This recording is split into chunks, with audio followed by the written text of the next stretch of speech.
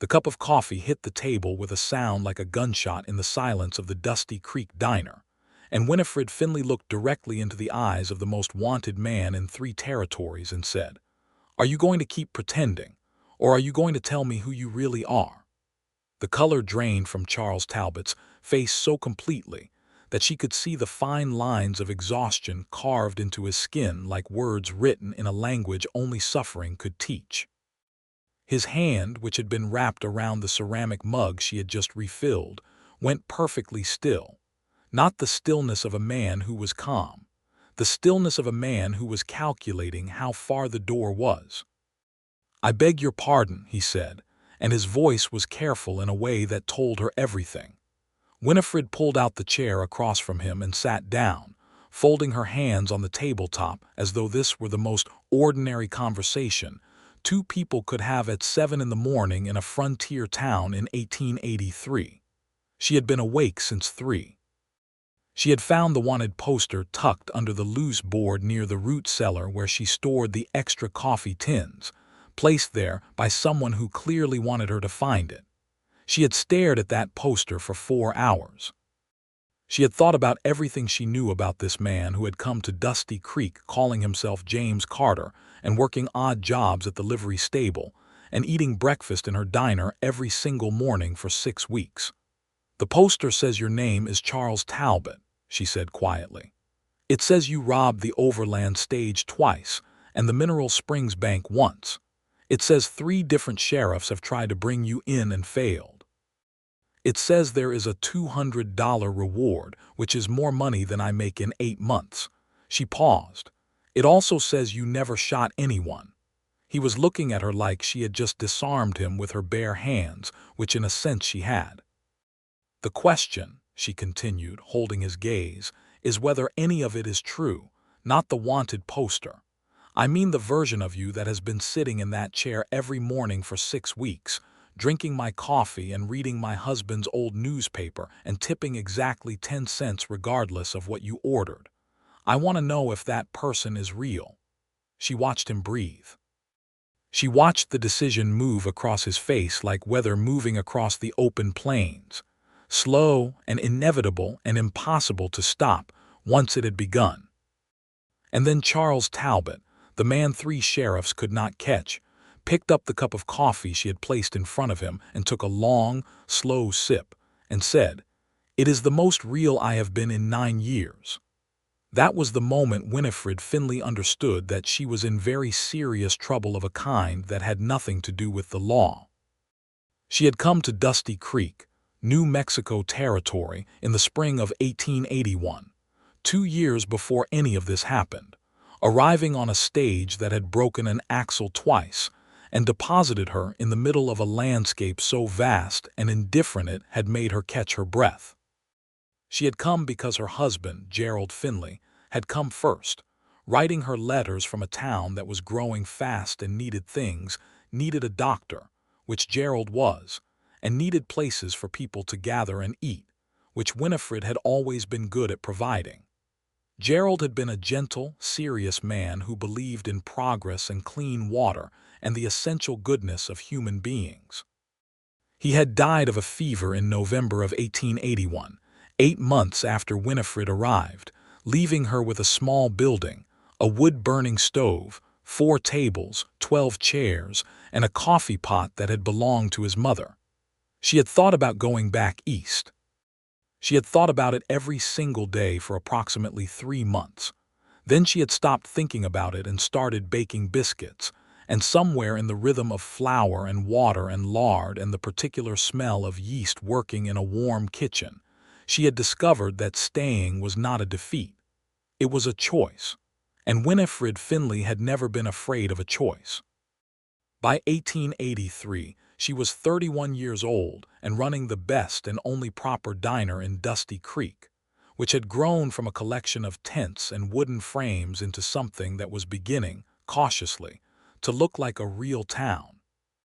There was a general store owned by the Whitfield family, a barber shop, a land office that doubled as the sheriff's office, a church that was only half built but fully operational, and 3 saloons, which said something about the priorities of the people who built frontier towns. The sheriff was a man named Pat Mulroney, who was competent and fair, and had a habit of coming into the diner every morning after Winifred had already been cooking for 2 hours, sitting at the counter, and telling her about his problems as though she were both his confessor and his deputy.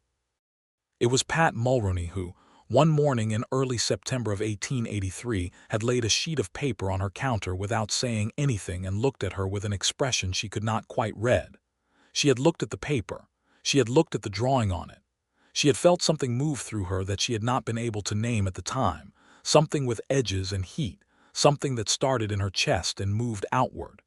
"He rode in 3 weeks ago," Pat said, "going by James Carter. Working at Hendrick's livery seems harmless enough. But the description matches and the timing matches, and I have a letter from the sheriff in Mineral Springs saying Talbot was seen heading in this direction after the bank job." He paused. "You see him in here almost every morning," she said, keeping her voice completely level. "I thought so." Pat picked the poster back up.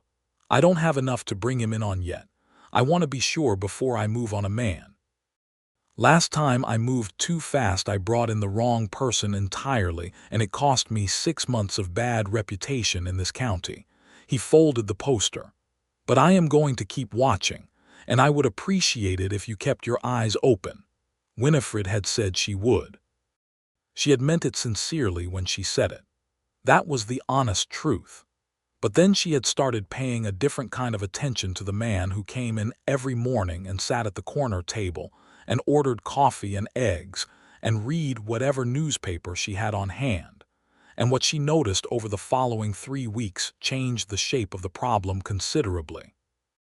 She noticed that he always waited until every other customer had ordered before he asked for anything, as though he were genuinely trying not to take up space or time that belonged to someone else. She noticed that when old Mrs. Delaney came in one morning crying quietly into her handkerchief because her roof had started leaking and she had no money to fix it, he had listened to the whole story and then quietly paid her bill along with his own, slipping the money to Winifred with a look that said very clearly he did not want it made a public matter. She noticed that he was reading, not just glancing at headlines, but actually reading, working through whole articles with the focused concentration of someone for whom ideas were not decorative but necessary. She noticed that he was kind to her young helper Rosie, who was 14 and shy and tended to drop things when she was nervous, and that he never made Rosie feel worse about the dropping.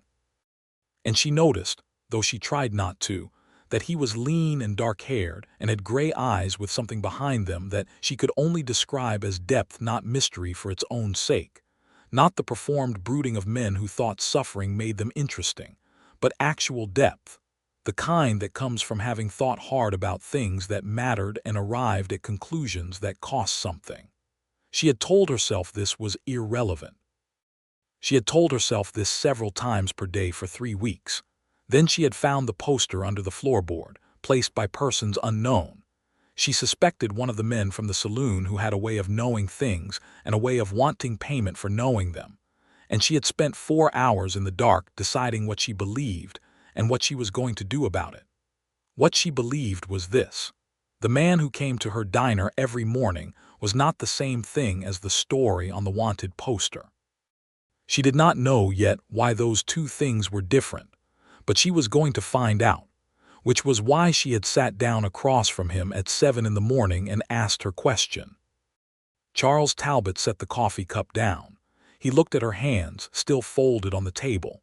He looked at the door. Then he looked back at her face, and she saw him make the decision she had been waiting for, not the decision to run, not the decision to lie, but the decision to do something far more dangerous than either of those. "I need you to understand," he said, "that there are things about my history that do not represent me as I actually am, or as I have been trying to be for some time now." "Then tell me," she said. He was quiet for a long moment, and the diner was empty except for the two of them, and outside the window Dusty Creek was waking up slowly in the early September light, horses moving on the main street, the distant sound of the blacksmith's hammer beginning its day. "I grew up in Missouri," he said finally. "My father was a farmer. We were not poor by the standards of the time, but we were not comfortable either. When I was 19, the bank that held the mortgage on our land, the Hargrove Bank in Centerville, called in the debt in the middle of a drought when no one had any money. My father tried to negotiate. They would not negotiate. We lost everything. My father did not survive that loss, not in the way that matters. He was alive, but he was not living after that. He stopped. I am not telling you this as an excuse. I want you to understand that." "I am listening," Winifred said. "I was angry in the way that young men with no outlet for their anger tend to be angry," he continued, "completely and destructively. I fell in with a man named Roy Trent, who had similar feelings about banks and similar insufficient wisdom about how to address them. The Mineral Springs Bank job the first time. I was 23 years old and I was furious, and I did not think about consequences in any meaningful way. He met her eyes. No one was hurt. I want to be clear about that. Roy and I had an agreement. No weapons drawn, no threats. We walked in, Roy presented a note, we took the money, we walked out. It was still wrong. It was absolutely wrong, but it was not violent. And the stage robberies. By the time those happened, I was already trying to get out from under Roy's influence and failing at it because I owed him and because I was afraid of him in a way I am not proud of." He exhaled slowly. "Same principle. No one harmed. No shots fired, but wrong, undeniably wrong. And since then," he said, and there was something raw in the way he said it, "I have been trying to put enough distance between who I was at 23 and who I am now to have some kind of life that does not require me to keep looking over my shoulder every waking hour." He looked at her steadily. "I have not entirely succeeded at the second part." Winifred was quiet for a moment. The coffee pot was still warm on the stove. Through the window, the morning light was turning golden and honest the way mornings in New Mexico did, without apology or pretense. "How old are you now?" she asked. 32, he said. 9 years, she said. "That is a long time to carry something." "Yes," he said simply, "it is." She stood up and went back to the stove and refilled both their cups, and when she came back to the table she sat down again and looked at him across the steam rising from the fresh coffee and said, "I have not decided what I am going to do about what I know. But I want you to understand that I am not going to make a decision about a person based on a piece of paper. I am going to make it based on what I actually know." Something shifted in his face. It was not gratitude exactly, or not only gratitude. It was something more complicated and more vulnerable than gratitude. "That is more than I deserve," he said. "I will let you know when I have decided what you deserve," she said. "In the meantime, do you want eggs this morning or not?" He stared at her for a moment. Then, for the first time since she had known him, Charles Talbot smiled a real smile, not the careful, controlled expression he usually wore, but something genuine and slightly surprised, as though the muscles involved had been out of practice. "Eggs would be very much appreciated," he said. That was how it started. In the days that followed, a careful, complicated thing began to grow between them, constructed out of morning conversations and small revelations, and the particular intimacy of a person watching another person make choices when they do not know they are being observed. Winifred had always been a student of people. Gerald had called it her gift, her ability to see past the surface of a person to the mechanism underneath. And she turned this faculty on Charles Talbot with a thoroughness that was partly professional and partly something she was not yet ready to name. He was not a reckless man. That was the first and most important thing she confirmed over those days. He was methodical and careful, and had a habit of pausing before he spoke that she had initially read as evasiveness, but came to understand as something closer to precision. He did not want to say anything he did not mean, and he had learned through hard experience that careless words caused damage. He read everything he could get his hands on. He had strong opinions about water rights in the territories. about the treatment of the Apache people who had been systematically pushed off lands they had occupied for centuries, about the way the railroad companies were reshaping the economics of frontier life in ways that mostly benefited men who already had money. He expressed these opinions carefully, never grandstanding, never performing, and she found herself arguing with him sometimes just to see how his mind worked under pressure, and it worked very well. He also fixed things. This was something she had not expected. One morning she came in early and found that the hinge on her back door, which had been loose and squeaking for 2 months, had been tightened and oiled. Another morning the leg on one of her tables, which had developed a wobble, had been stabilized with a small wooden wedge cut precisely to fit. He never mentioned these things. He never asked for credit. She began to watch for them, and they kept appearing, small acts of practical care that accumulated over the days like interest in a bank account she had not known she was keeping. She told Pat Mulroney none of this. She was aware that this was a kind of betrayal of the trust he had placed in her, and she lived with that awareness uncomfortably, turning it over at night when she could not sleep, examining it from different angles. She was not, she told herself, obstructing justice. She was waiting until she understood the situation fully before she acted. This was a distinction that felt solid in the daytime and became somewhat more porous at 2 in the morning.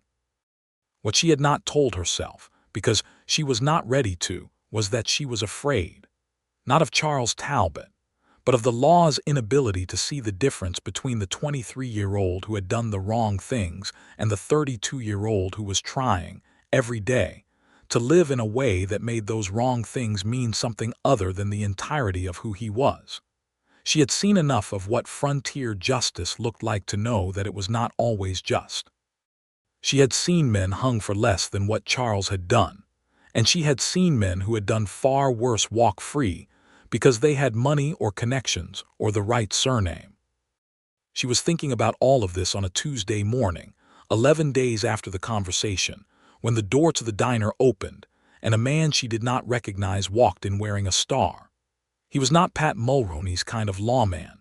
He was the other kind, the kind that had been made by a more brutal territory, with a face that had been weathered into something past ordinary hard and into something you might call merciless.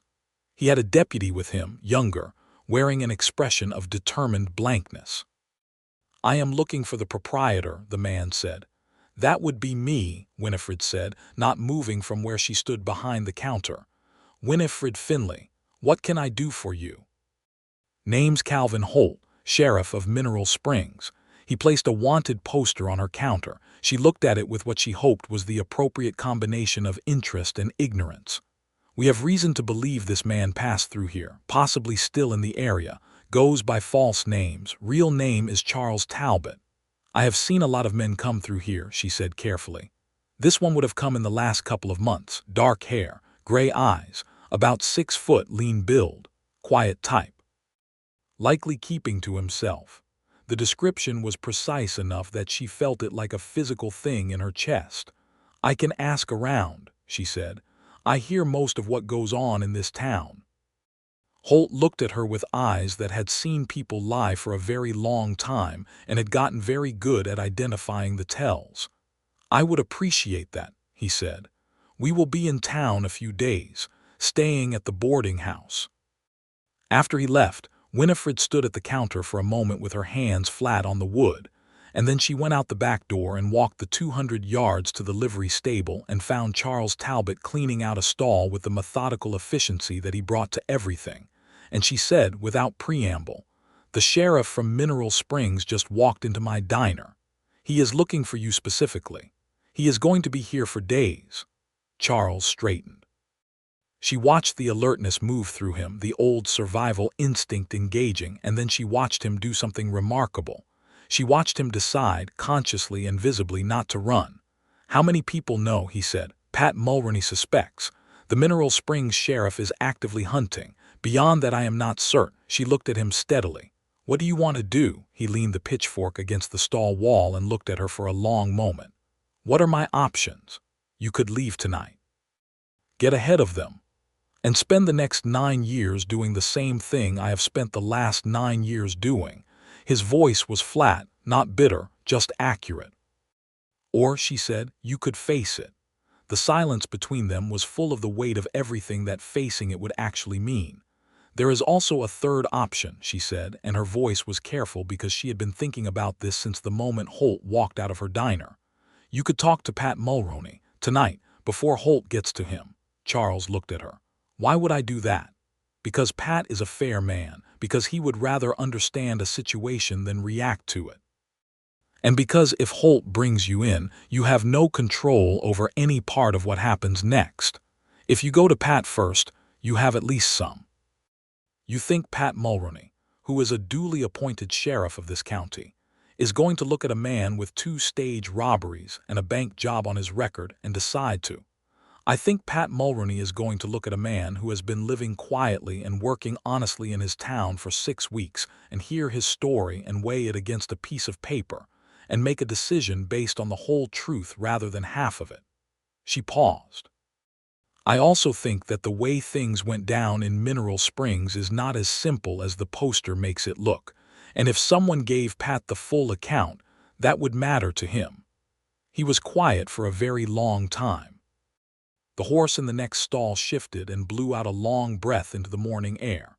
You have a lot of faith in people, he said. I have a precisely calibrated amount of faith in specific people, she said. Pat Mulroney is one of them. He looked at her with those gray eyes that had gotten into the habit of seeing her more clearly than she was entirely comfortable with, and he said, "And what about faith in me?" It was a question with edges. She knew it, and he knew she knew it. "I believe," she said, choosing each word the way he did, carefully and with intent, "that you are not the worst thing you have ever done. I believe that what you have been doing for 9 years is a kind of penance that a court would not recognize, but that matters nonetheless. And I believe that if you are going to have any kind of future at all, you are going to have to stop running from your past and actually do something about it." She held his gaze. "That is not faith in you, exactly. It is faith in the version of you that has been showing up at my diner every morning for 6 weeks and tipping 10 cents and fixing my door hinges without being asked." He made a sound that was not quite a laugh but was adjacent to one. "You notice the hinges." "I notice everything," she said. "It is a professional hazard." He was quiet again for a moment, and then he straightened his shoulders in a way she recognized as a decision made. "Tonight," he said, "after the diner closes, I will talk to your sheriff." "He is not my sheriff," she said. "He is the town sheriff." "Winifred," he said, and it was the first time he had used her actual name, having called her only Miss Finley until now, and the sound of it in his voice did something to her that she refused to examine in a livery stable on a Tuesday morning. "Thank you. Do not thank me yet," she said. "Go talk to Pat first, and then we will see what there is to thank anyone for." The conversation between Charles Talbot and Sheriff Pat Mulroney took place that evening in the back room of the land office, with Winifred present because she had insisted on it, and both men had, for different reasons, agreed. Charles talked for 2 hours. He told the whole story: Roy Trent, the bank in Mineral Springs, the stage robberies, the years of running, the work he had been doing in every town he stopped in to earn honest money and leave things slightly better than he found them. He spoke without self-pity and without minimization, and Winifred watched Pat's face throughout and saw the thing she had been hoping to see: the careful, considered response of a man who understood that justice and the law were sometimes the same thing and sometimes were not, and that it was his job to serve both as best he could. Pat was quiet for a long time when Charles finished. He stood up and walked to the window and looked out at the dark main street of Dusty Creek, where the lights from the 3 saloons were doing their usual warm, dishonest work, making the night look festive when really it was just another night on the frontier, full of the usual mix of hope and desperation and human beings trying to find a way to live. "The Mineral Springs sheriff," Pat said finally, without turning around. "Calvin Holt. He is not a gentle man. He has a reputation for bringing men in rough." "I am aware," Charles said. "The warrant for you is real and current. I cannot make it disappear." "I understand." Pat turned around. "What I can do," he said slowly, "is contact the circuit court judge and request a formal hearing. Talbot presents himself voluntarily, full account given to the court. The fact of his voluntary surrender and the 9 years of clean record and the character testimony from people in the towns he has been through, those are not nothing in terms of how a judge weighs things." Charles was very still. "That is not nothing," he agreed carefully. "It is also not a guarantee of anything," Pat said. "I want to be completely clear about that. A judge may look at the facts and decide that the crimes were the crimes, and that is that." "I understand." Pat looked at Winifred. "You are going to have to deal with Holt in the meantime. He is going to ask you directly, and I am going to have to tell him that I have a man matching the description in my custody." "Your custody?" Charles said. "My custody," Pat said firmly. "Which means you are under my protection as much as under my authority. That is the deal.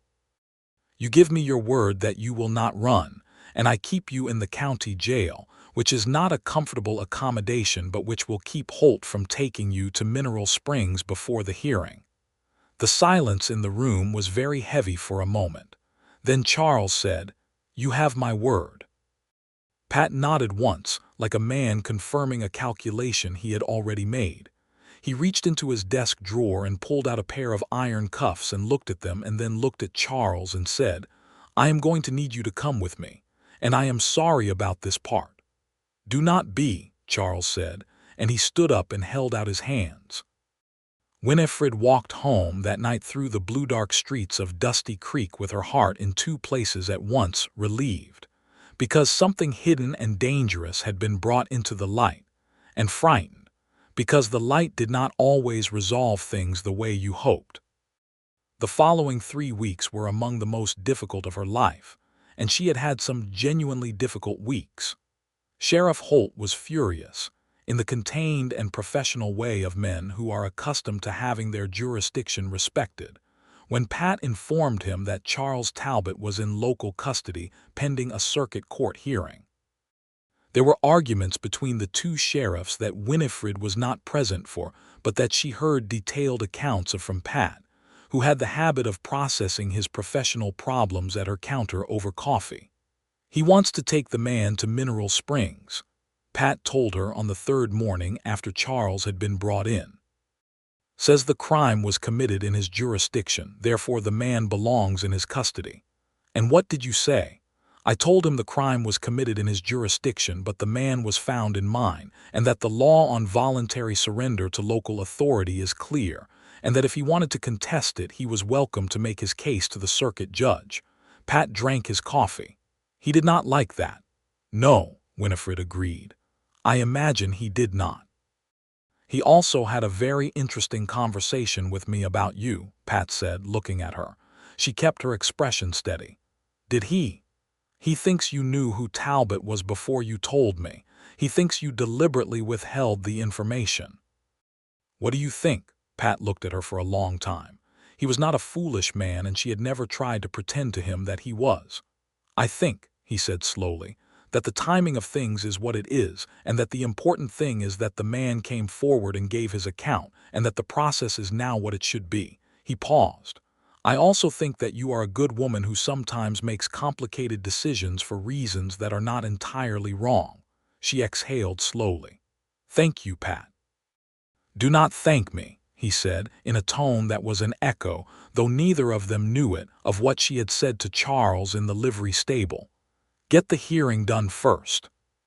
She visited Charles every day in the jail. This was not something she had planned to do.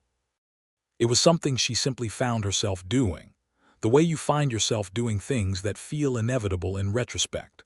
Walking the 2 blocks to the land office with a covered plate and a fresh pot of coffee, and spending 30 minutes in conversation through the bars of a cell that was not particularly well constructed, but that represented, in the current moment, the difference between Charles Talbot having a future and Charles Talbot being handed over to a man like Calvin Holt. Their conversations during those 3 weeks were the most honest she had had since Gerald died. Charles talked about Missouri, about his father, about the particular quality of rage that comes from watching someone you love be broken by a system that does not see him as a person worth protecting. He talked about Roy Trent with a clarity that surprised her, not minimizing his own role, not letting Trent carry all the moral weight, but being precise about the way influence and debt and fear could compromise a person's judgment in ways that looked like complicity and functionally were, even when they were also more complicated than that.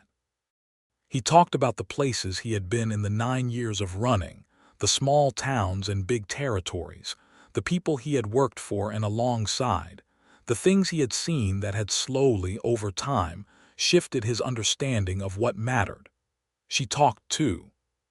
She talked about growing up in Ohio, about the father who had been a teacher and the mother who had been a reader, about the education she had received that was better than most women of her generation could expect, and that had given her a kind of interior independence she had always been grateful for.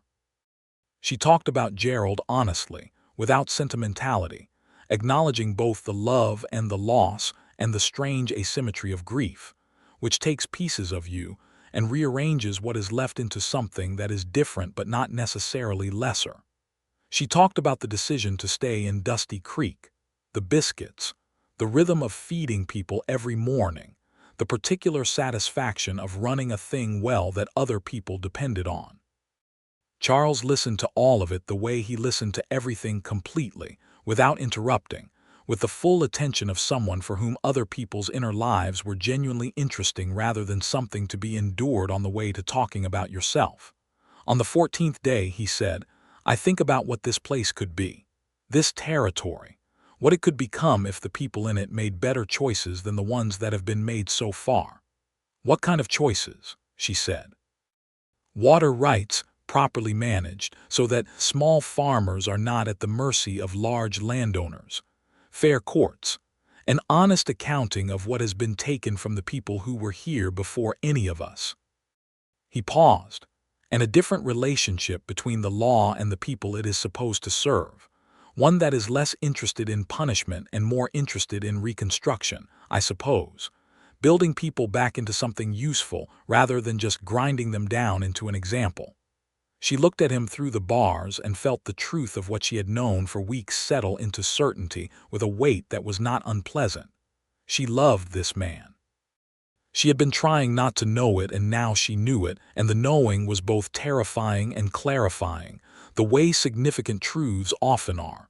She did not say it. Not then.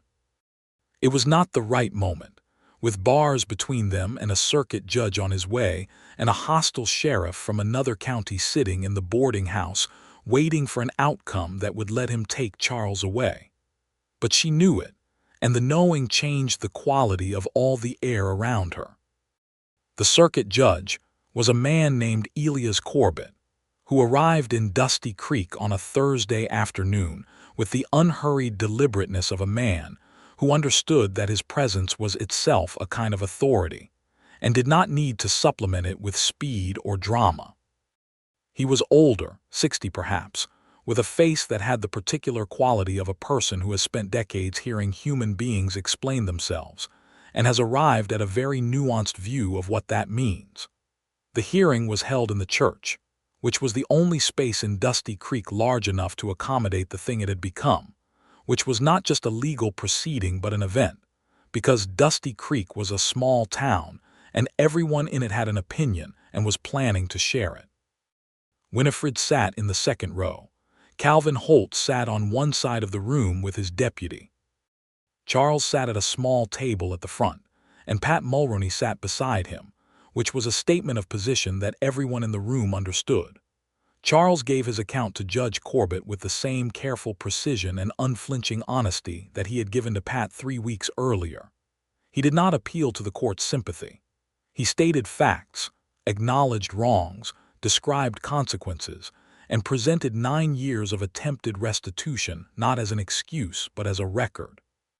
Corbett listened without expression for the entire time Charles spoke. Then he asked a series of questions so precise and incisive that Winifred felt her palms go damp, because each one touched something that could go wrong, the specifics of the Mineral Springs job, the amount taken, the question of whether anyone had been threatened even if not harmed, the nature of Charles's relationship with Roy Trent, the question of where Roy Trent was now. Charles answered every question. He answered the last one by explaining that Roy Trent had died in a gunfight in Arizona Territory in 1879, a fact that Pat had independently confirmed through a letter to the territorial court, and that Judge Corbett acknowledged with a brief nod.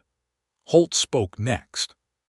He presented the case from the Mineral Springs perspective: the amount taken, the disruption to the bank, the cost to the community, the 3 years of failed pursuit, the principle that crimes committed in a jurisdiction should be answered for in that jurisdiction. He was persuasive in the way that certainty without nuance is sometimes persuasive. He did not speak to Charles's character or his subsequent conduct because he had not observed them and did not consider them relevant. Then Pat spoke. He spoke about the 6 weeks Charles had been in Dusty Creek, about the work at the livery, about the quiet, steady, honest pattern of his days. He spoke about the voluntary surrender, which he called, with deliberate weight, the act of a man who has made a decision about who he wants to be. He then said that he had conducted correspondence with 3 other towns where Charles had lived and worked over the previous 9 years, and that the accounts were consistent: a man who worked hard, caused no trouble, and left things better than he found them. Judge Corbett looked at his notes for a very long time after Pat sat down. "I am going to say something," Corbett began in a voice that carried through the silent church without effort, "that may not satisfy everyone in this room, and I am going to say it anyway because it is what I believe the law, properly understood, requires." He looked at Charles. "The crimes were real. The harm was real, even if no one was physically hurt. A community's trust in its financial institutions is a real thing, and when it is damaged, real damage is done. I want that on the record." Winifred breathed very carefully. "I am also required to look at the whole of a person's conduct and not merely a portion of it," Corbett continued. "And I am required to consider the purpose of criminal sanction, whether it is primarily punitive, or whether it serves a larger social function that may, in some cases, already be in the process of being served." He looked at his papers again. "Talbot, you have spent 9 years in a form of exile that has not been without its own hardships. You have conducted yourself, in the years since the crimes in question, in a manner that suggests genuine rehabilitation rather than merely successful concealment. You surrendered yourself voluntarily when you could have run." He paused. "I am going to impose a sentence of formal censure and 2 years of supervised residency in Dusty Creek County, during which time you will report monthly to Sheriff Mulroney and continue in the pattern of employment and community contribution that has been documented. At the end of that period, if the record remains clean, the matter will be considered settled." The room made a sound that was not quite noise, a collective exhale, a shifting of bodies, a recalibration. Calvin Holt stood up. "Your Honor, with respect, Sheriff Holt," Corbett said, "I understand your position. I have considered it carefully. My decision stands. The Mineral Springs community's loss will be partially addressed by a restitution payment which Talbot will make from his earnings over the period of supervision and which I am setting at the original amount taken plus interest." He looked at Charles. "Can you commit to that?" "Yes," Charles said without hesitation. "Absolutely." Corbett nodded once, making a note. "Then we are done here." Winifred walked out of the church into the afternoon light of a New Mexico September day and felt her knees threaten to fail her, which they never actually did because she was not the kind of woman whose knees failed her. But for a moment she understood completely why they might want to. She stood in the churchyard and breathed and looked at the wide, open sky above the flattened horizon and felt something that was equal parts relief and joy, and the particular aching gratitude of a person who has bet on something uncertain and turned out to be right. Calvin Holt rode out of town the following morning. He did not say goodbye to Winifred. He did say something to Pat that Pat relayed to her as professionally unsatisfied but legally bound, which she considered adequate. Charles was released from the jail that same afternoon. Pat walked him out personally, shook his hand in the doorway, and said something to him that Winifred could not hear from across the street where she was watching. She saw Charles nod, and then Pat went back inside, and Charles turned and looked down the street and found her standing there, and the distance between them was about 60 feet and felt approximately like nothing. He walked toward her. She did not move.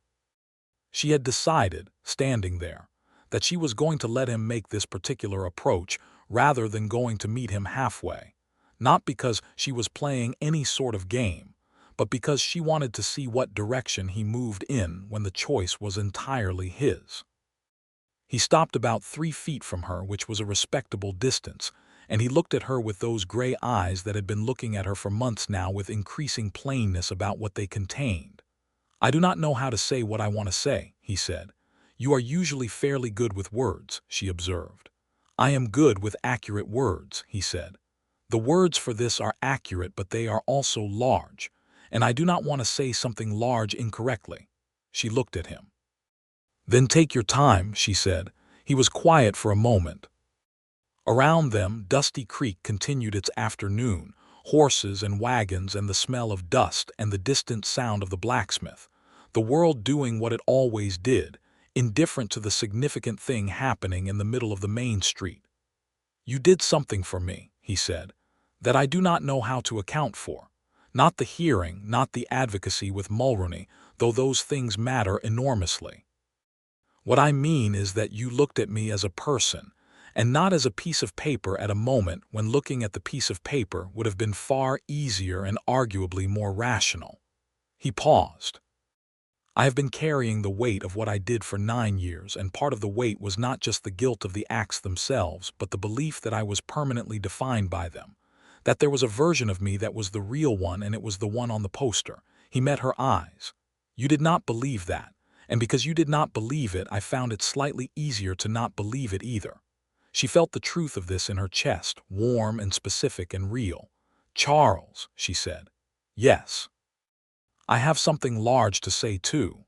He looked at her very carefully. The way he looked at things he was genuinely afraid to misread. "I am in love with you," she said. "I have been trying not to know it for about 6 weeks, and I know it completely now, and I thought you should be informed."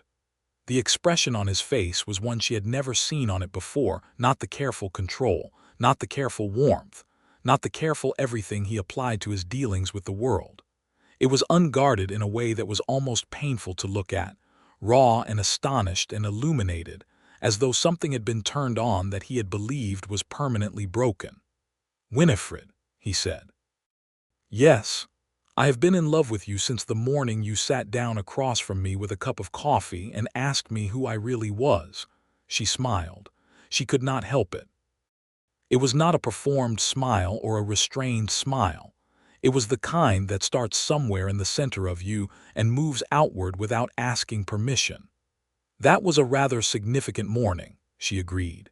He reached out and took her hand, which was the first time they had touched, and the touch was careful and deliberate and warm, and she let her fingers close around his. "I would like," he said, "to stay in Dusty Creek for the 2 years the judge requires, and then, if you are willing, for considerably longer than that. I would like to do that in proximity to you, in whatever arrangement you consider appropriate, and with the hope of eventually asking you a question that I am not quite ready to ask yet because I want to have more to offer when I ask it." She looked at him. "You already have more to offer than you think," she said. "Give me a little time to see it for myself," he said. "Fair," she said. And she held his hand in the middle of the main street of Dusty Creek, while the afternoon went on around them, and the sky above them was enormous and unencumbered, and entirely indifferent to the remarkable fact that 2 people had just found each other. The 2 years that followed were, in Winifred's private assessment, the most interesting and most alive she had ever lived. This surprised her, because she had expected them to be defined primarily by the supervision requirement and the restitution payments and the monthly check-ins with Pat, all of which were real and ongoing. What she had not expected was how much of the texture of those years would be made of ordinary, extraordinary things. Charles took a proper job as a clerk and bookkeeper at the general store, a position that suited him with a precision that made Winifred wonder sometimes about the lives unlived in a person. The ways that circumstances push you in one direction when your actual capacities belong somewhere else entirely. He was meticulous and honest and numerically gifted. And old Martin Whitfield, who owned the store, told Winifred after the first 3 months that Charles was the best hire he had made in 20 years of doing business, and that he intended to offer him a partnership interest if things continued as they were. He moved into a room at the boarding house, which was respectable and appropriate, and he came to the diner every morning for breakfast, which was also respectable and appropriate, but which was understood by everyone in Dusty Creek to mean something beyond the professional. The town had opinions about this. Dusty Creek was a town of opinions. Mrs. Delaney, who was 63 and had been widowed twice, and considered herself an authority on matters of the heart, told Winifred directly that she approved of the match and that Gerald would have too, which made Winifred cry a little in private and feel, not guilty, but grateful for the continuity. There were also people who did not approve, in the way that there are always people who do not approve of things, and who felt that Winifred's involvement with a man who had a criminal record was either imprudent or improper or both. She heard these opinions at a remove, through the careful kindness of Rosie and the less careful bluntness of Pat, and she considered them respectfully and set them aside. She had made her decision on the basis of what she actually knew, and what she actually knew grew richer and more confirmed with each passing month. He helped her in the diner on Sunday mornings when she was short-staffed, washing dishes and carrying plates with an unaffected competence that amused her, because he had clearly never worked in a kitchen before in his life, but was unwilling to be less than capable at any task he attempted. He was a disaster at biscuit making. This was one of the most enjoyable discoveries of her life, watching Charles Talbot, who applied his considerable intelligence to every problem he encountered, be completely unable to manage the particular tactile intuition that biscuit making required. The biscuits he produced were architectural in their ambition and digestive in their texture, which was not the order things were meant to go in. She laughed so hard at the first batch that she had to sit down, and he stood at the flour-covered table with his hands covered in dough and looked at her with an expression of complete helplessness that undid her entirely. "This is not funny," he said. "It is extremely funny," she said. "I can do this," he said. "I just need more practice." "You can absolutely do this," she said, standing up and coming to stand beside him at the table. "Watch. Your hands need to feel the dough, not think about it. Stop applying logic." "I am not capable of stopping applying logic." "You are capable of it," she said. "You do it with horses. I have watched you. You work with animals by feel, not by calculation." He looked at her as though this was a genuinely new piece of information about himself. "That is different." "It is not different," she said, and she put her hands over his in the dough and showed him, and the lesson worked, which perhaps was partly about the biscuits and partly about the fact that her hands were on his hands, but the outcome was the same, and the biscuits of the second batch were, while not yet excellent, considerably more edible than the first. In the evenings they walked, when the air cooled and the desert sky turned colors that she had learned to see as specifically Western, the reds and purples and dense golds that belonged to this landscape and no other. They walked and talked about everything, about the town and the territory and the things they read and the things they thought and the things they hoped for. And gradually, over the weeks and months, the conversations changed quality in the way that conversations between two people who are falling into real, rooted, permanent love always eventually do. They stopped being interesting because of what was being revealed and started being interesting because of the pleasure of continuing to know a person who you already know very well. A year into the supervised period, On a spring evening in 1884, Charles asked Winifred to marry him. He did it on the plain benches of the half-built church, which had acquired a proper roof by then, but was still working on the side walls, with stars visible through the open frames where the wood had not yet been fitted. He had a ring, not an elaborate one, because he was still making restitution payments, and he would not spend money he owed elsewhere on something for himself, but a simple silver band that he had ordered from a catalog, and that fit her finger with a precision that felt like intention. She said yes before he had finished the sentence.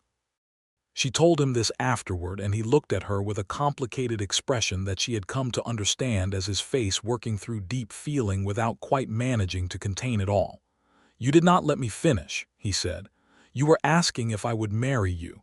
The answer was yes. I was expediting things." I had a whole second half of the sentence. What was the second half? He was quiet for a moment. "I was going to say, if you would marry me and let me spend the rest of my life learning to deserve it." She looked at him in the open-roofed church with the stars above them and the desert night all around, and the silver ring on her finger, and said, "You already deserve it, Charles. The work is in believing that, not in earning it." He looked at her for a long time, and then he leaned forward and kissed her, in the church under the stars, and it was slow and honest and certain in the way that kisses are when they are a confirmation of something already real rather than a discovery of something unknown. They married in June of 1884 in the same church, which had acquired its side walls by then and looked like a proper church, on a morning so bright and clear that the world outside the windows seemed to be made of light. Pat Mulroney stood as witness. Rosie, who was 16 by then and had grown into a young woman with considerable opinions and a tremendous smile, served as attendant. Old Mrs. Delaney cried loudly and unself-consciously throughout, and told everyone around her that she had known it would end this way from the very beginning, which was a generous revision of history, but one that no one felt the need to contest. Winifred wore a dress she had made herself from blue wool and ivory lace, because she was a practical woman who understood the value of making things, and she looked at Charles across the church as she walked toward him, and saw on his face an expression that she knew she would keep in her memory for the rest of her life, complete and unwavering and lit from the inside with something that was not just happiness but homecoming. They moved into the house that Charles had been quietly preparing for 6 months, a 2-room structure he had bought and repaired and expanded with the kind of patient, methodical attention he brought to everything important.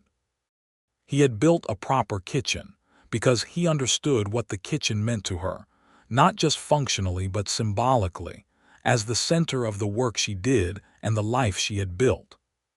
He had put in a window above the kitchen worktop that faced east, so the morning light would come in while she was cooking, which was a detail so precisely right that it made her stop in the middle of her first morning there and put her hand flat on the worktop and breathe, and feel the full weight of being seen by someone who was paying attention. Martin Whitfield made good on his offer of a partnership to Charles in the fall of 1884, and the store expanded its inventory and its hours and became considerably more prosperous, which was good for the store and good for Dusty Creek, which was still in the process of deciding what kind of town it was going to be. Charles began to attend the monthly civic meetings, which were held in the land office and were largely concerned with practical matters: the road, the water supply, the school that was in the process of being organized, and his contributions were so consistently useful that within a year he had been asked to serve on the town council, which he accepted after consulting Winifred, who told him that she thought it was exactly the right thing to do, and that she was not surprised in the slightest. The restitution was paid in full by the summer of 1885, a year ahead of schedule, because Charles worked hard and was methodical about money, and had made the decision early on that the thing he wanted most was to close that particular door completely. The letter from the circuit court confirming the discharge of the restitution obligation arrived on a Tuesday morning, and Winifred found Charles in the kitchen of the store where he had been doing the accounts, sitting with the letter in his hands and looking at nothing in particular, and she poured him a cup of coffee from the pot she had brought over and sat down across from him and waited. "It is done," he said. "Yes," she said. He looked up at her. "I did not think I would feel the way I feel about it." "How do you feel?" he considered.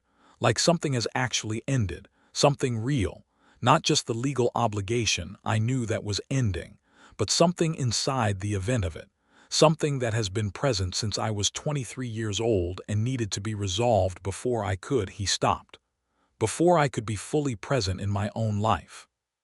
She reached across the table and took his hand the way she had taken his hand on the main street 2 years ago, and she held it, and she said, "You have been fully present for considerably longer than you think, but I understand what you mean."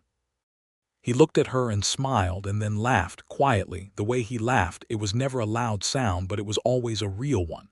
"You have a habit of correcting my self-assessments. Someone has to do it," she said.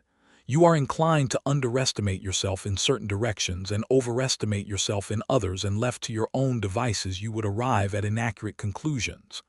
"Which directions do I overestimate myself?" "Biscuits," she said immediately. He pointed at her. "My biscuits have gotten considerably better, and you know it." "They have gotten edible," she said. "That is not the same as considerably better." The September of 1885 arrived with the official end of the 2-year supervised period, and Judge Corbett sent a letter to Pat Mulroney that was formal and brief, and said, in legal language, that the matter of Charles Talbot was fully and finally resolved, and that the record of the supervised period had been conducted with complete compliance, and that no further obligations existed. Pat read this letter to Charles in the doorway of the general store, while Winifred stood next to Charles with her hand in his, and Rosie, who had come to understand that historical moments required witnesses, stood 3 feet to the left with her arms folded and her eyes bright. Pat shook Charles's hand and said, "You are a free man in every sense of the word, and this town is considerably better for having you in it." He looked at Winifred. "Both of you." That evening they sat on the porch of their house, which had acquired a proper porch over the previous year, because Charles had built it on a series of spring weekends with the focused pleasure of a man who discovers that he loves building things as much as the things he builds, and watched the sun go down over the desert in its extravagant, unearned way, all orange and gold and fading purple, and Winifred felt the weight of all the years behind them and the open space of all the years ahead, and said, "I need to tell you something." "All right," he said. "I am going to have a child," she said. "Our child in the spring." He turned to look at her, and she watched the news move through him in the particular way that significant news does, in waves, the first wave being simple factual comprehension, and the second wave being the emotional consequence of that comprehension, and the third wave, which she watched arrive on his face with a clarity that moved her deeply, being something larger than either of those, something like wonder. He reached over and took her hand. He did not say anything for a moment. He looked at the sunset. Then he looked back at her, and his eyes were bright in a way that had nothing to do with the light. "In the spring," he said. "April, I believe," she said. He brought her hand to his lips and pressed them against her knuckles and held them there for a long moment, which was not something he did often, and which, because of its rarity, meant everything it could mean.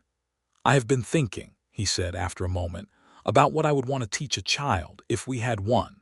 And that the worst thing you have ever done is not the whole of who you are," he said, "but that the things you do after the worst things are not erasure, they are construction. You are building something, and the building is real." She leaned her head against his shoulder, and they sat like that as the desert dark came on and the stars came out above Dusty Creek, which was a real town now, with a school and a doctor and 3 water agreements and a town council that was beginning to talk seriously about a proper road to the county seat. "I think that is a very good thing to teach a child," she said. "I think we should also teach him about biscuits," Charles said. "We will teach him everything," she said. "We have plenty of time." The winter of 1885 to 1886 was the kindest winter the territory had seen in years, mild and bright, and full of the particular quality of light that the desert saved for its best days. A light so clear it made the mountains on the horizon look close enough to touch. Winifred worked in the diner through January and February, coming in later in the mornings and leaving earlier in the afternoons, not because she was not capable of the full hours, but because Charles had asked her to rest more and she had decided, for once, to let herself be managed slightly on a matter where he was right.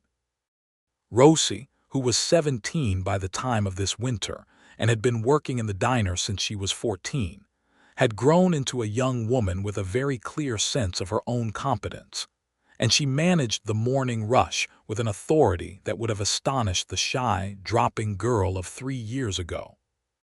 Winifred watched this transformation with the satisfaction of a teacher who has seen a student exceed expectations, and told Rosie on multiple occasions that she was going to give her a raise and eventually, when the time was right, a proper share of the business. "You do not have to do that," Rosie said, the first time Winifred said it. "I am aware that I do not have to," Winifred said. "I am choosing to." Charles spent the winter evenings building things for the baby, a cradle of pine wood and smooth joints, a small chest for clothes, a chair of the kind that could rock, because he had a memory of a rocking chair from his childhood in Missouri that had the quality of warmth and safety, and he wanted their child to have access to that quality. He built these things with the meticulous care he applied to everything important, and the finished pieces were beautiful in the way that things built by someone who loves both the craft and the purpose of the object are beautiful, not decorated but right, perfectly proportioned and solid and made to last. Their son was born in April of 1886, on a morning of clear gold light with the desert birds making their announcements outside the window.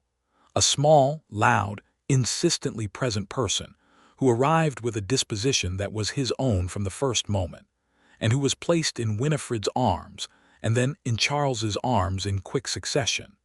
And Charles held him with the careful tenderness of a man who is holding something he cannot afford to break, and looked at his son's face with an expression that Winifred, watching from the pillow, would keep in the catalogue of most important things she had ever seen. "What is his name?" asked Dr. Amos Gardner, who had taken over the medical practice in Dusty Creek after Gerald and who was a good man with a pleasant directness. Charles looked at Winifred. "We discussed several," she said, "but I think I would like to hear what you are thinking." "I was thinking," Charles said, still looking at the baby, "Thomas, after no one in particular, just Thomas, a name that is his own." "Thomas," she said, and tried it in her mouth. "Thomas Talbot." "Yes," Charles said, and looked up at her with the full, unguarded face. "Is it right?" "It is exactly right," she said. Thomas Talbot was a person of strong opinions and considerable stamina from the very beginning, qualities that both of his parents recognized as their own in various combinations, and that they found, in combination, simultaneously challenging and deeply satisfying.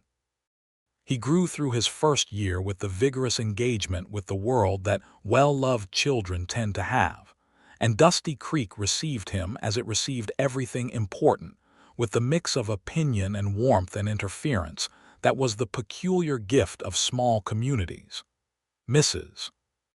Delaney, who had appointed herself a kind of honorary grandmother to the Talbot household, came by every Sunday and held Thomas for exactly as long as she wanted to, which was usually longer than anyone else had planned for, and told him stories about when Dusty Creek was only tents and mud, which he listened to with an attention that was probably coincidental, but that she chose to interpret as precocity. Pat Mulroney, who was not the type of man to make a fuss over infants, came by once when Thomas was 3 months old and looked at him for a very long time, and then said to Charles, without looking up, "He looks like a Talbot." "He looks like himself," Charles said. "That is the same thing," Pat said, which was the most personal thing Winifred had ever heard him say, and she kept it. The general store expanded again in 1887, taking over the adjacent building that had previously housed a hat shop of uncertain viability, and Charles and Martin Whitfield redesigned the floor plan with a thoroughness that resulted in twice the storage capacity and considerably improved traffic flow. Charles had by this point become one of the most respected figures in Dusty Creek, not by performing respectability, but by being consistently and usefully present at the town council, at the civic meetings, at the water rights negotiations with the larger landholders to the east, which he handled with a combination of legal knowledge acquired from reading and practical persistence that resulted in outcomes favorable to the smaller farmers in the county. He also wrote. This was something Winifred had not known about him until she had found him one evening at the kitchen table with several pages of close-written text, which he covered quickly when she came in. "What is that?" she asked. "Nothing," he said. "Something I am working through. May I see it?" He hesitated for long enough that she understood the vulnerability of it. Then he handed her the pages. It was an account of his life, not a confession. He had given that in different forms to the court. It was something more ambitious and more personal than that.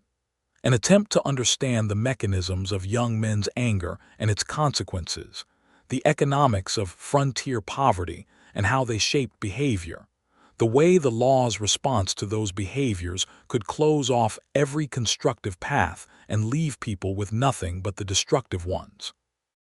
It was raw in places, overwritten in others, but it was also genuinely intelligent and honest, and she read the whole thing twice before she put it down. "You should finish this," she said. He looked at her with the careful expression he wore when he did not want his hope to show before he had determined whether it was reasonable. "Do you think it is?" "I think it is important," she said. "I think there are people who would benefit from reading it. I think you should finish it, and then we should figure out how to get it into the right hands." He looked at her for a moment and then said, "All right." He worked on it for 2 years, evenings and Sunday afternoons, building it the way he built everything methodically, with attention to detail and structure, always asking himself whether the thing was honest, whether it served the purpose it was meant to serve. Winifred read each new version, and she was not gentle with her responses because she understood that the work deserved the truth and that he was capable of handling it. And she also understood that her own faculty for seeing what was real and what was performed was one of the most useful things she had to offer him, and that withholding it would be a kind of condescension. By 1889 it was finished. Not polished in the way that a professional literary work would be polished, but complete, whole, and honest, and argued with the care of someone who had lived what he was writing about, and had thought about it for a very long time. Through a contact of one of the circuit court lawyers who had been present at the hearing, the manuscript was sent to a publisher in New York who specialized in Western territorial subjects, and who wrote back 4 months later saying that he wanted to publish it. The letter arrived on a Tuesday. Of course it arrived on a Tuesday. Winifred read it first because it came while Charles was at the store, and she sat at the kitchen table with Thomas on her lap. He was 3 years old by now and had recently developed a passion for sorting beans by color which occupied him completely, and read the letter twice and then put it on the table and looked at it. When Charles came home, she was still sitting at the table. Thomas had fallen asleep with his head on a pile of sorted beans. She handed Charles the letter. She watched him read it. She watched the expression on his face change. "They want to publish it," he said. "They do, under my name. That is what it says." He sat down slowly. "I did not think," he stopped. "I thought perhaps they might want it for a journal or a periodical." "Not a book," she said, "with your name on it." He looked at her, and the expression on his face was the one she had learned to look for, the one that appeared only when something moved him so deeply that all the careful management of his feelings was insufficient to contain it. "Charles Talbot," he said, as though testing the name. "On the front of a book." "On the front of a book," she confirmed. "The same name that was on the wanted poster," he said, and it was not a lament. It was an observation about the remarkable nature of time and what it could do with a person if the person was willing to do the work. "The same name," she said, "but a different story attached to it now." He looked at her for a long moment. "You made that possible," he said. "You made it possible," she said. "I asked you one question over a cup of coffee. Everything else was you." "You have a habit," he said, "of giving yourself insufficient credit." "Someone has to balance out the person in this house who gives himself insufficient credit," she said. "We would both be drowning in underestimation otherwise." He laughed, and Thomas stirred at the sound and opened his eyes and looked at his father with the uncomplicated directness of a 3-year-old who has been woken from a nap and is deciding whether to be annoyed about it. And Charles reached over and picked him up and settled him against his chest.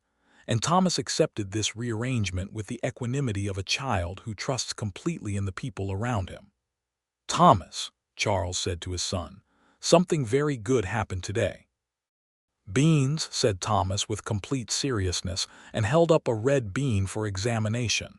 "Yes," Charles agreed, examining the bean with appropriate gravity. "That too." Winifred looked at them both and felt the truth of her life in its present form. Not perfect, not without the ordinary difficulties of two people building something together in a place that was still being defined, not without the weight of history that no amount of forward movement could entirely remove from the air, but full, genuinely and specifically full, in the way that things are when they are actually happening and not being imagined or remembered or hoped for. The book was published in the spring of 1890, and it caused a modest sensation in the specific world of people concerned with territorial justice and frontier economics, which was a smaller world than the general public, but a more consequential one in certain respects.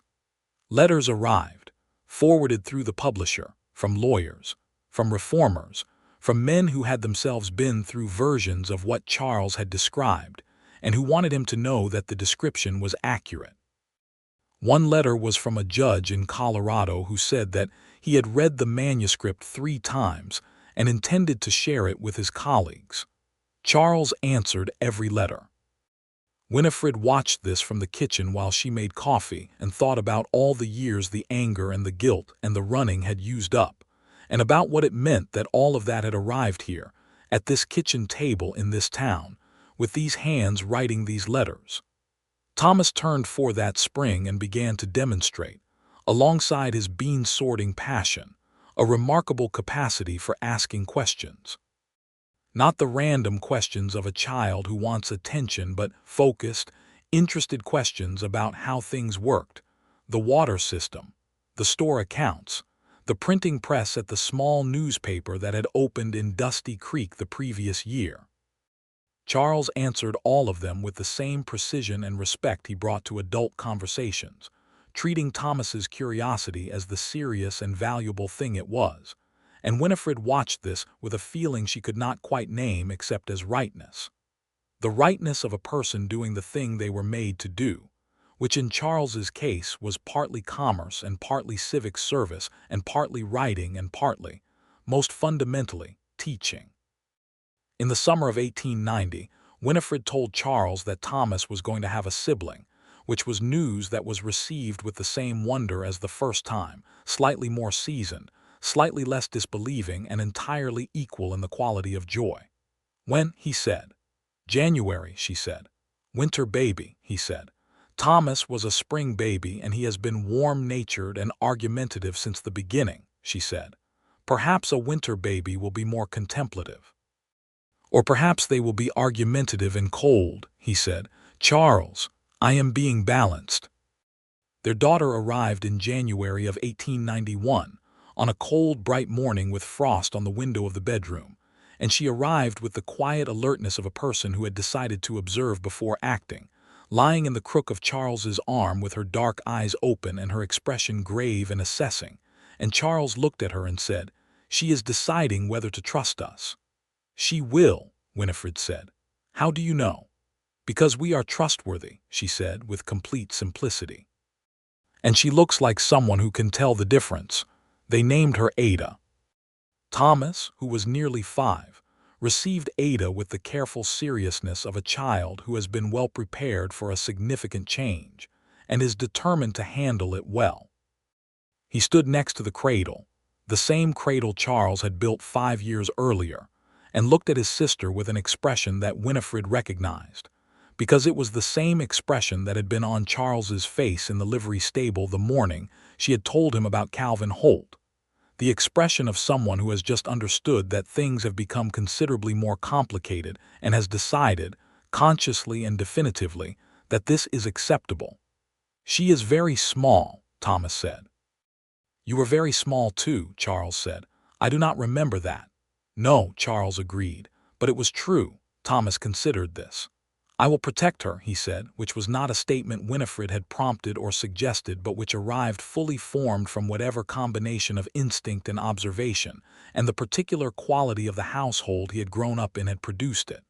"We know you will," she said, and her voice was steady, which was a victory. The years continued. Dusty Creek grew and changed and continued to be the complicated, imperfect, striving thing that frontier towns were, full of people trying to build lives in a landscape that was neither forgiving nor particularly interested in their success, and succeeding anyway through the combination of stubbornness and adaptability and mutual aid that was the real story of the American West, the one that did not fit on wanted posters or dime novels.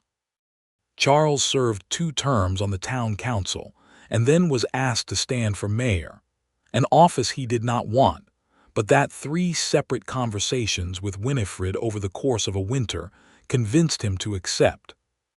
He served for 4 years with the same methodical competence and genuine concern for the whole community that had characterized everything else he did, and under his tenure the school was expanded to accommodate twice the students. The water rights agreements were codified into law, and the town established its first small library in the back room of the general store, where he arranged the shelves himself.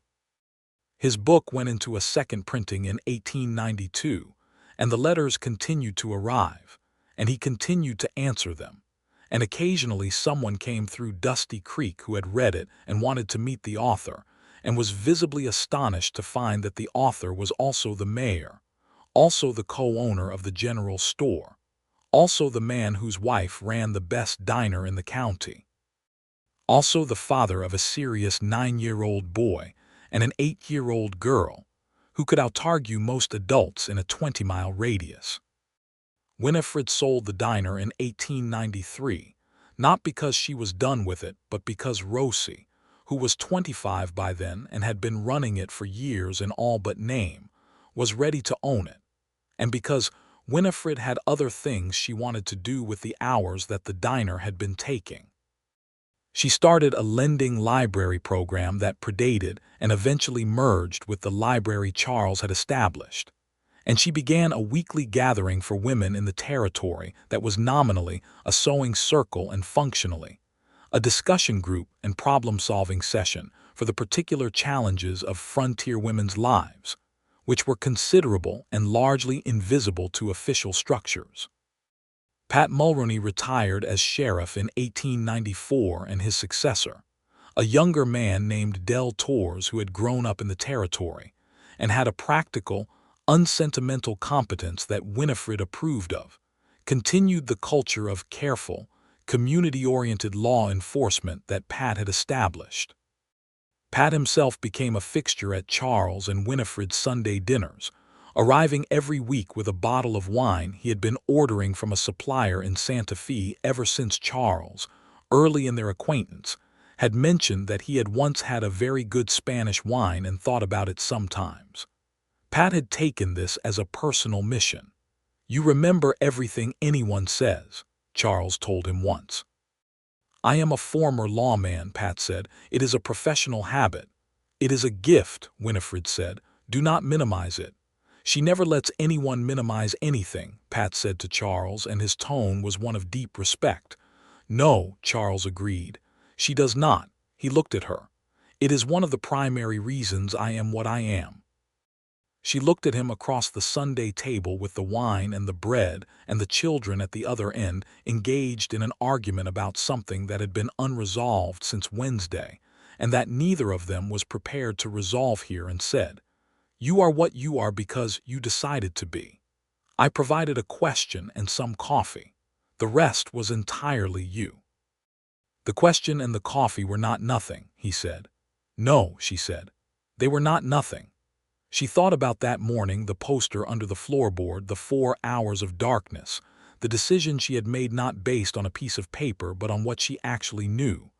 She thought about his face when she sat down across from him and asked her question, the color leaving it, the calculation, the moment when he chose to stay instead of run. She thought about everything that had come from that moment: the hearing, the freedom, the marriage, the house with the east-facing window, the children, the book, the library, the Sunday dinners. "When I sat down across from you that morning," she said, "I did not know what was going to happen." "Neither did I," he said.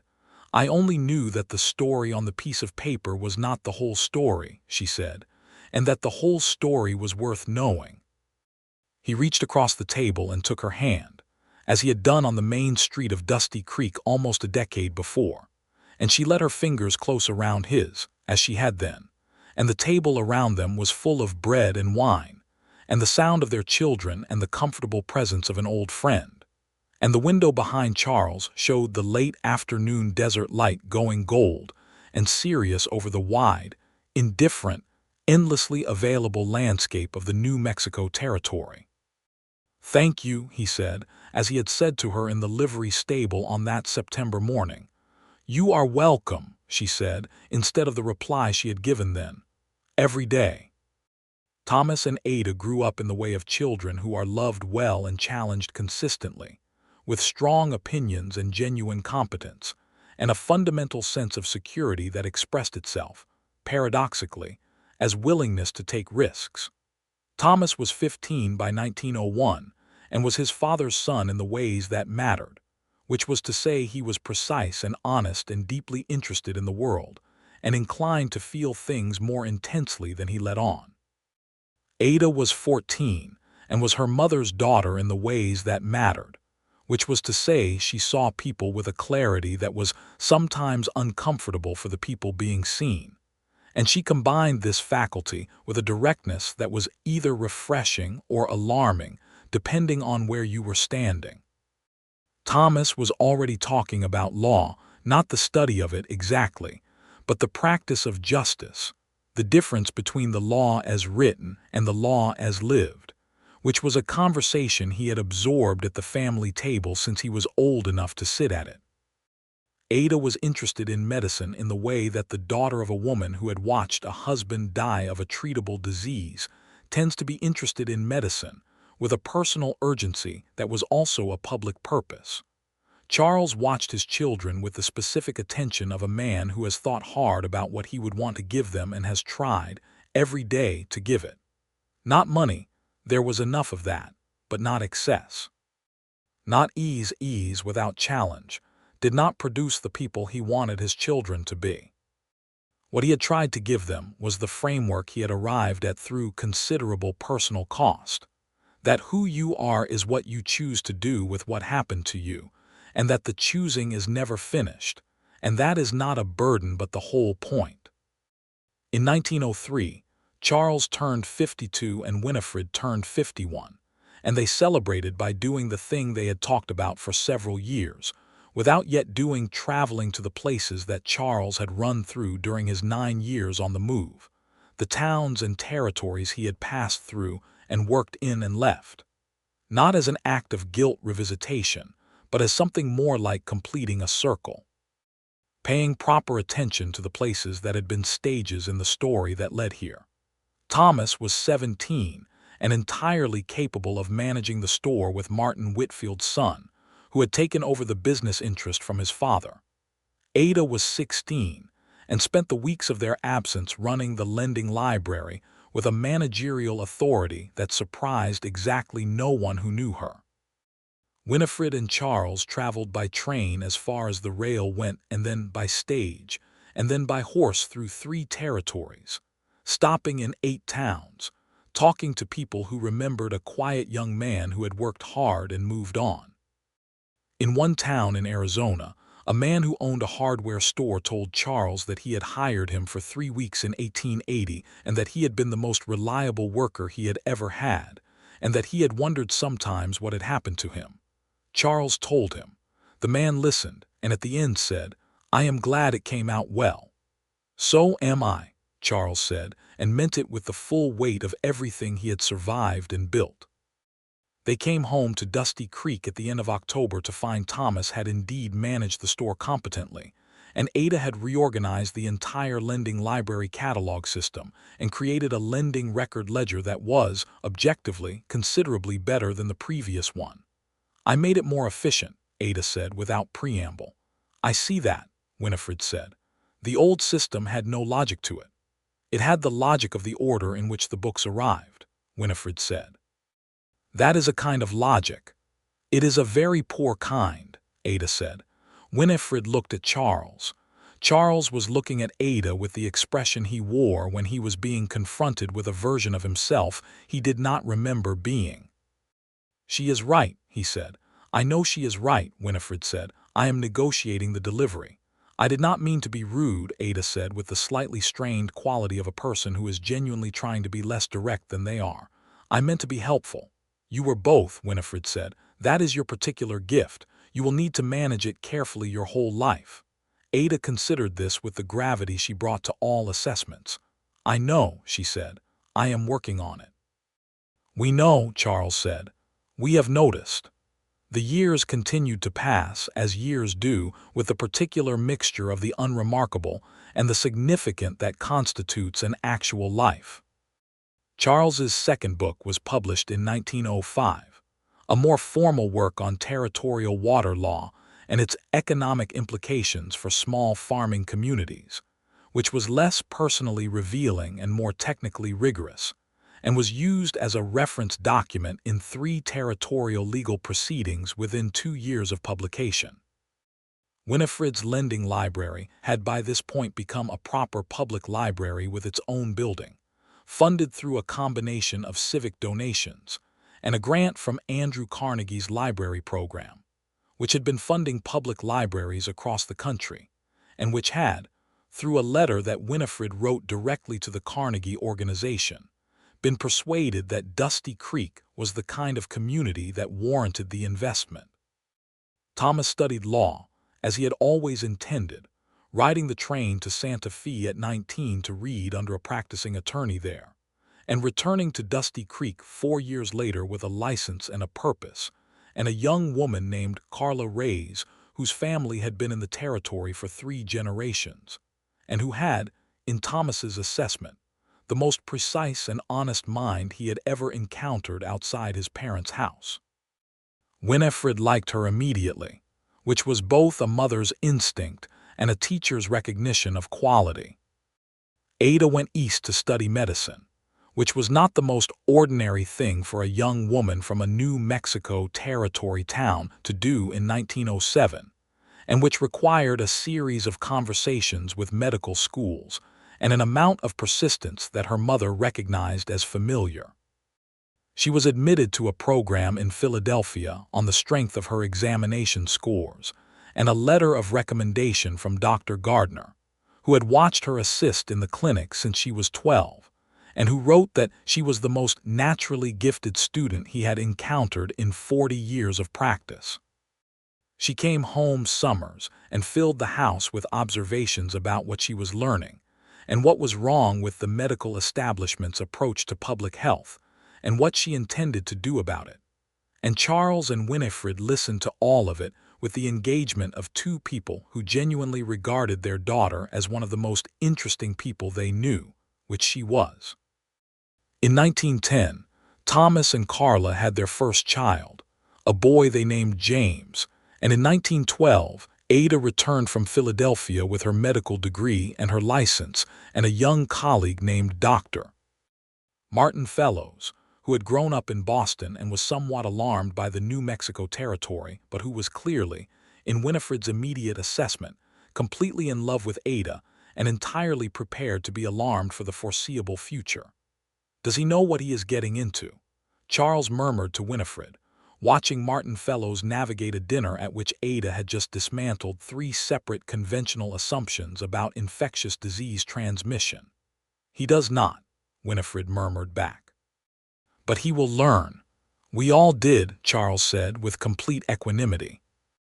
Martin Fellows did indeed learn and marry Ada in the spring of 1913, and set up a practice in Dusty Creek alongside Dr. Gardner's retirement, and discover that the territory which had alarmed him contained some of the most interesting and demanding medical cases he had ever encountered, and that his wife was right about almost everything, which was sometimes challenging and always clarifying. Charles turned 60 in 1911, and the town of Dusty Creek, which had grown by then into something that would have been unrecognizable to the collection of tents and optimism that Winifred had arrived in 30 years before, held an entirely unsolicited celebration in the church that now had proper walls and a proper roof, and had survived 2 territorial transitions and a drought. People came from the county seat, and from the surrounding ranches and farms, and from 3 neighboring towns, and they said things about Charles Talbot that were true and specific and moved him considerably, because true and specific things always did.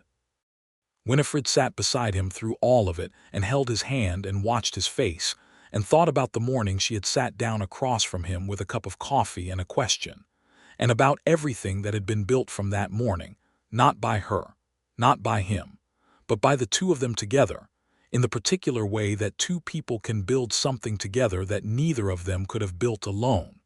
He leaned toward her in the middle of the speeches and said quietly, "I did not deserve any of this." "Stop that," she said, equally quietly with complete warmth. He smiled. "Old habit. You have had 60 years to build habits," she said. "The ones worth keeping, keep. The ones that are not accurate, stop. You have been saying variations of that to me for 30 years, he said. "I will continue saying it until it fully takes," she said. He looked at her the way he had looked at her that morning in the livery stable, with all the walls down, with the full unguarded truth of what he felt. And it was exactly the same look and also not the same at all, because 30 years of living together and building together and loving each other honestly had given it a density and a depth that the livery stable version, with all its relief and hope, could not have had. "Winifred," he said. "Yes. I love you with every single part of what I have become," he said. She felt this in every part of what she had become, which was considerable. "I love you with every single part of what I have become too," she said, "which is saying rather a lot." "Rather a lot," he agreed, and his eyes were bright and present and fully, completely there, as they had been every morning for 30 years across every table and every cup of coffee and every conversation. In the years that followed, Dusty Creek continued to grow, and Charles and Winifred continued to be part of its growing, present and useful, and engaged in the way of people who understand that a community is something you make rather than something that happens to you. Thomas built a legal practice that became known across the county for its fairness and its willingness to take cases that more profitable practices would not take. Ada ran a clinic that treated everyone who came through the door regardless of their ability to pay, which was not a financially sustainable model on paper, and which worked in practice because the community understood what she was doing and supported it in the specific, practical ways that communities support things they value.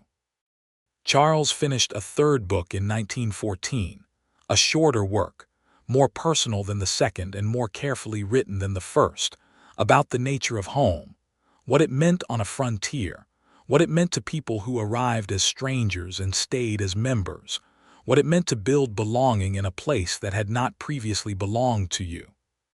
He dedicated it to Winifred, which was not the kind of dedication that said something generic about love and support, but one that said, in 2 carefully chosen sentences, that she had been the first person in a very long time to ask him a real question and to genuinely want the real answer, and that everything in the book had started from that conversation. Winifred read the dedication in the printed copy and sat with it for a long time, and then went to find Charles in the back of the store where he was doing the autumn accounts, and sat down in the chair across from him and said, "The dedication." He looked up. "It is very good," she said. "It is accurate," he said. The most accurate things usually are the very good ones, she said.